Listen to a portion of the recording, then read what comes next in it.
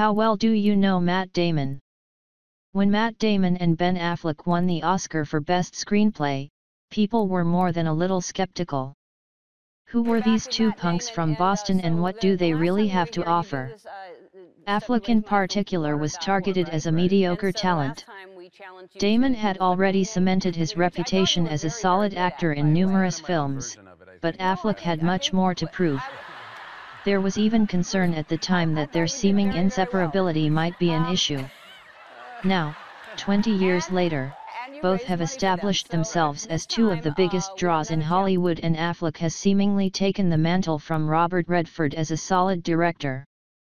Damon has connections to major action blockbusters, but also makes time to star in deeply personal projects, usually successful in both areas. If ever Boston had a success story, it was these two kids. And no one saw them coming. Damon attended Harvard, but dropped out to take his first major film role. His talent wasn't overlooked, and soon Steven Spielberg cast him in the titular role in Saving Private Ryan. Both Affleck and Damon have taken strong political stances, being outspoken during the war in Iraq and since in issues from Islamaphobia to fracking. Their influence has not gone unnoticed. But whatever your politics, it's hard to deny the raw talent Damon possesses. So how well do you know Matt Damon? Take the quiz below to find out. Q1. In what early film for Damon is he a post-Civil War soldier? Director Walter Hill hated the subtitle An American Legend.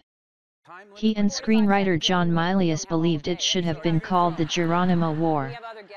Damon takes on the role as narrator as a young military graduate tasked with capturing Geronimo, who repeatedly surrenders and then escapes.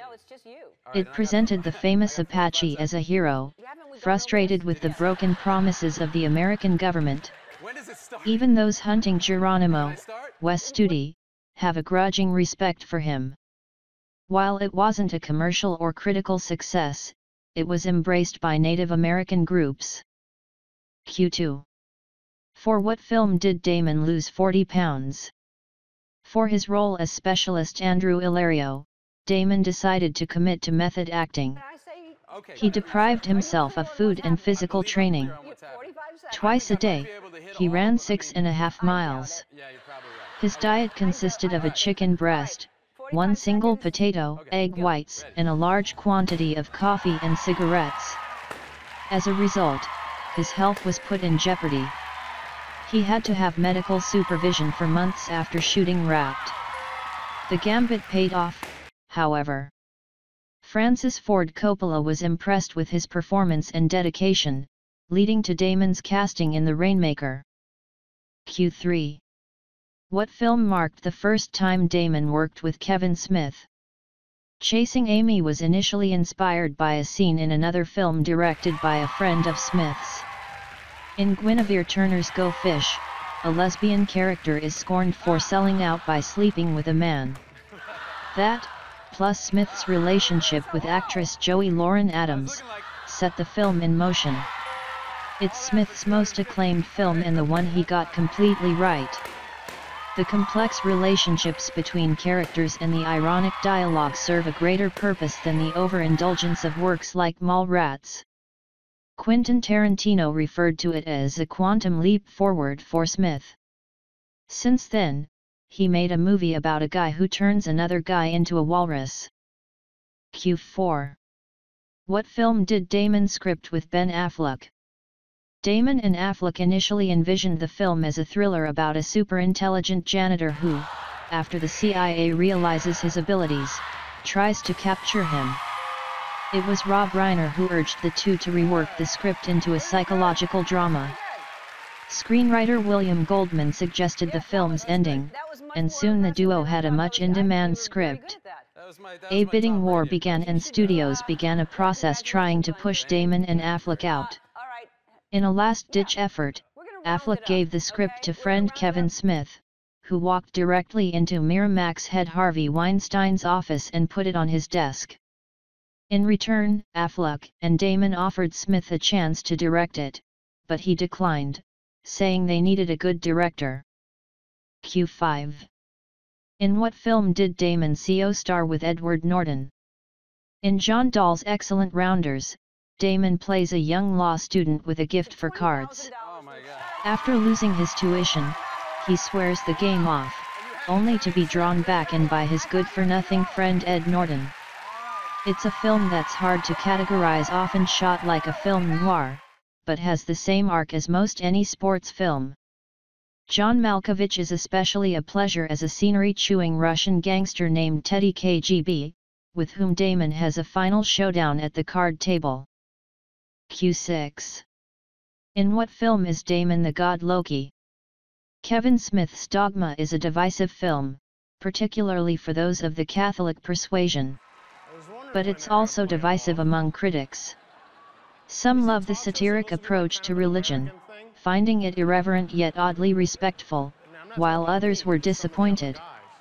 Nevertheless, while some Catholic groups got up in arms about the film, no doubt helping its box office take, the church itself raised no objection to the film. It does feature one of the best uses of George Carlin in film. Carlin was never much of an actor. Most of his performances were either bad or just platforms for him to do his routine. But here, Carlin is smartly used as a hip new cardinal trying to market Catholicism with the help of new mascot Buddy Christ. Q7.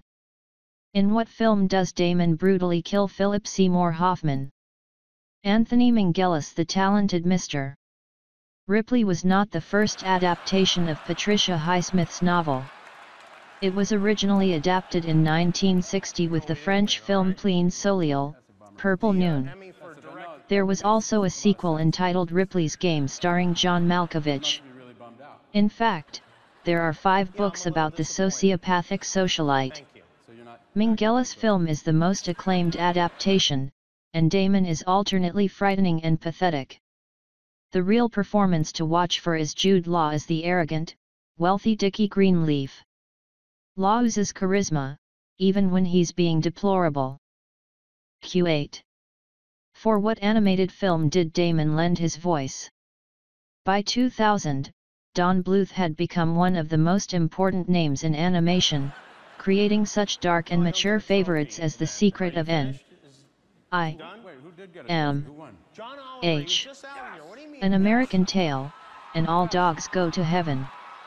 Armed with an impressive voice cast that included Damon, Nathan Lane, John Leguizamo, Janine Garofalo, Drew Barrymore, and Ron Perlman, Bluth's Titan A.E. is set in the future after an alien race has destroyed Earth. While it was praised for Bluth's visuals and trademark maturity, the story was criticized for being derivative of a half-dozen sci-fi movies that came before it. Q9. What Robert Redford film stars Damon?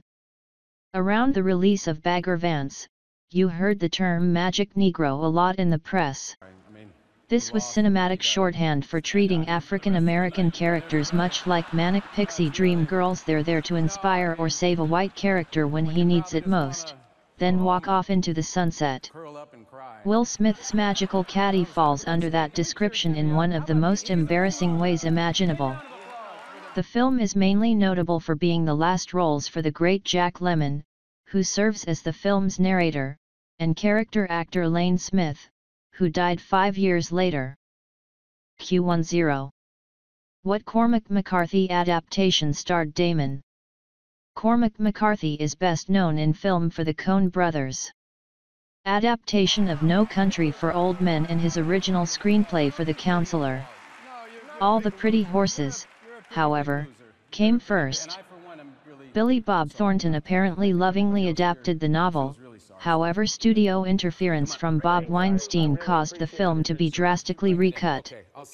Damon said at the time, "You can't cut 35% of the movie and expect it to be the same movie."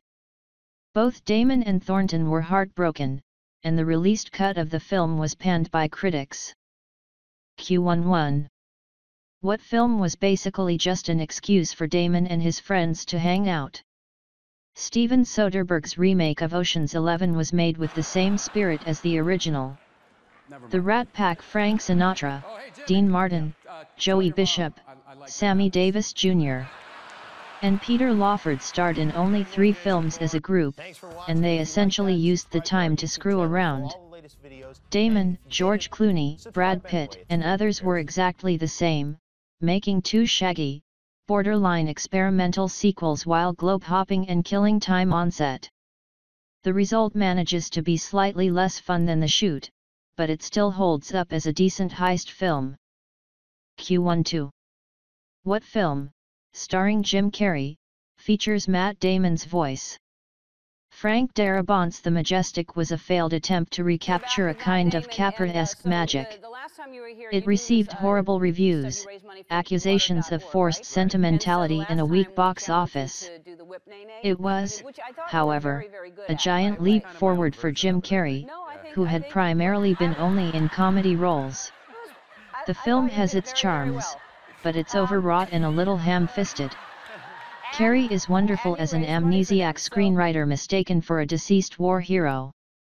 Damon provides the voice of the war hero as a letter to his love back home is read on screen. Q13. What film found Damon and Casey Affleck lost in the desert? Damon reteamed with Good Will Hunting director Gus Van Sant for Gary, a film inspired by the death of David Coughlin, who was killed by his friend after the two became lost in Rattlesnake Canyon in New Mexico. Damon and Affleck scripted with Van Sant, though the film was largely improvised and there's little dialogue to speak of. Interestingly, among the visual inspirations Van Sant cited was the video game Tomb Raider.